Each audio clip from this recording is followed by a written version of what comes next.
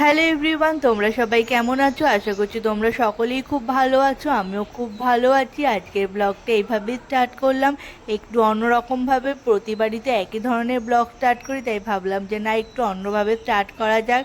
তো এটা আমাদের বাড়ির গাছের জবা ফুল, দেখো কি সুন্দর হয়ে রয়েছে জবা ফুলটা।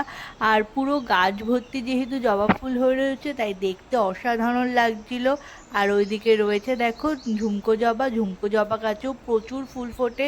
তো আমাদের বাড়িতে প্রচুর জবা ফুল ফোটে, আর আমাদের বাড়িতে অনেক ধরনের জবা ফুল গাছ আছে। এদিকে রয়েছে থোকা টগর, আর সরু টগরও রয়েছে, মানে টগরের মধ্যেও অনেক রকম ভ্যারাইটিস রয়েছে। তো একদিনকে তোমাদের সাথে পুরো গাছগুলো শেয়ার করব।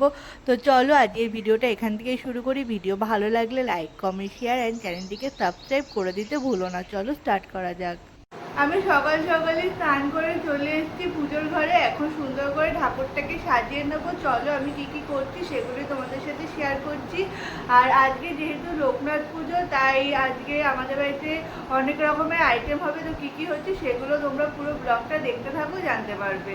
চলো এখন ঠাকুর ঘরটা সুন্দর করে সাজিয়ে দিই। তো আমি চলে এসেছি ঠাকুর ঘরে। আর আজকে যেহেতু লোকনাথ পুজো, তাই লোকনাথ বাবাকে দেখো একটা বাটির ওপর বসিয়ে নিয়েছি। আর এখানে দেখো দুধ আর গঙ্গা জল মিশিয়ে নিয়েছি। এবার লোকনাথ বাবাকে সুন্দর করে দুধ আর গঙ্গা জল দিয়ে সুন্দর করে স্নান করিয়ে নিচ্ছি।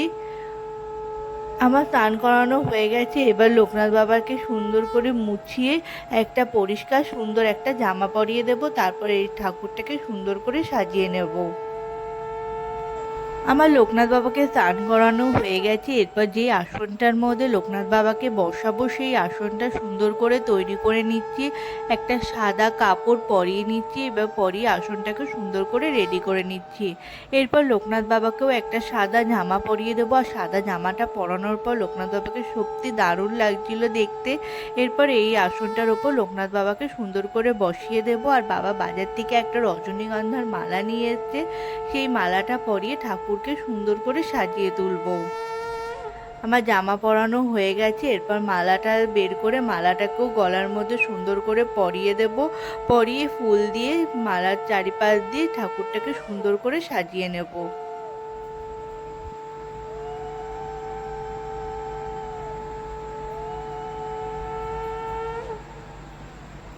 আমার সাজানো হয়ে গেছে। দেখো তোমরা দেখে জানিও কেমন হয়েছে আমার সিংহাসনটা সাজানো। আমার তো খুব ভালো লেগেছে সাজানোর পর। তোমরা আমাকে কমেন্টে বলো তোমাদের কেমন লাগলো এই সাজানোটা। তো আমার ঠাকুর ঘর যেহেতু সাজানো হয়ে গেছে, তারপর আমি চলে এসেছি সোজা রান্নাঘরে। এদিকে দেখি মা সমস্ত কাটাকাটি ডান।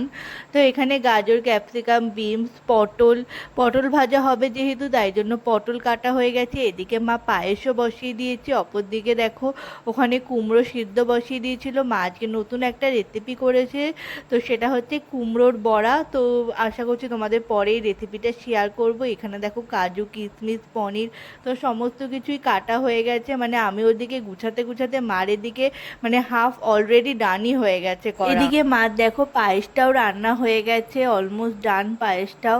আর দেখো রান্নাঘর দিয়ে বাইরের ভিউটা জাস্ট অসাধারণ লাগছে। আর সামনেই দেখো একটা পেঁপে গাছ, আর পেঁপে গাছের মধ্যে কত পেঁপে হয়েছে, পুরো গাছ ভর্তি পেঁপে। আর আমাদের বাড়িতে প্রত্যেক বছরই লোকনাথ পুজো হয়, এবছরও কোনো অংশে কমতি নেই কোনো দিক থেকেই। আগে বাবার কাছে গল্প শুনেছিলাম ছোটবেলায় আমাদের বাড়িতে অনেক বড় করে লোকনাথ পুজো হতো, তখন প্যান্ডেল করা হতো, অনেক লোকজন খেতে আসতো। তো এখন সেটা সেইভাবে আর হয়ে ওঠে না।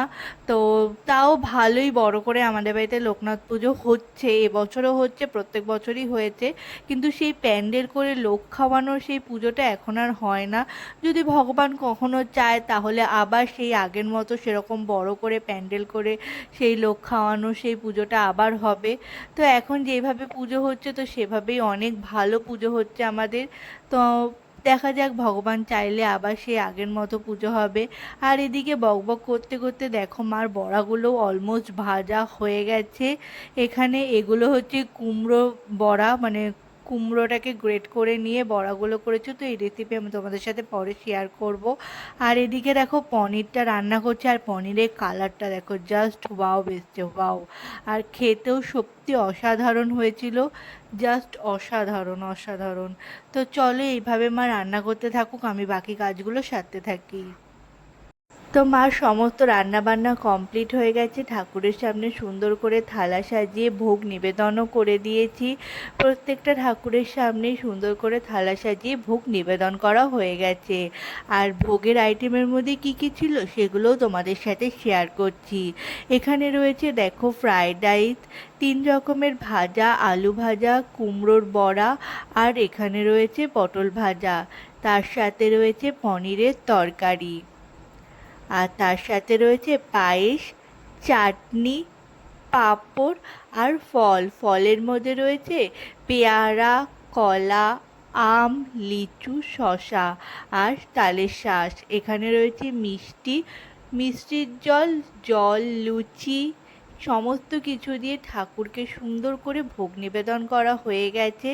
এরপর দেখো ঠাকুর ঘরটাকে দেখতেও সত্যি খুব ভালো লাগছিল। আমাদের ভোগ নিবেদনও হয়ে গেছে। এবার ঠাকুরমশাই, মানে যেহেতু আমাদের ঠাকুরমশাই দিয়ে আমরা পুজো করাই না, তো মা ঠাকুরমশাই এসে এরপর পুজোটা ভালোভাবে সেরে নেবে। তো চলো আমরা একটু সাইডে সরে যাই, মা ঠাকুরমশাই এসে পুজো করে নিই। আমাদের পুজো কমপ্লিট হয়ে গেছে, এখন বসে পড়েছি প্রসাদ নিয়ে। এখন প্রসাদ খেয়ে নেব। তো ভিডিওটি আর বড় করলাম না। আমার ভিডিও থেকে যদি কিছু ভালো লেগে থাকে তাহলে ভিডিওটি লাইক, কমেন্ট, শেয়ার অ্যান্ড চ্যানেলটিকে সাবস্ক্রাইব করে দিতে ভুলো না। চলো আজকের মতো এখানেই টাটা, বাই বাই। পরবর্তী ভিডিওর জন্য অপেক্ষায় থেকো।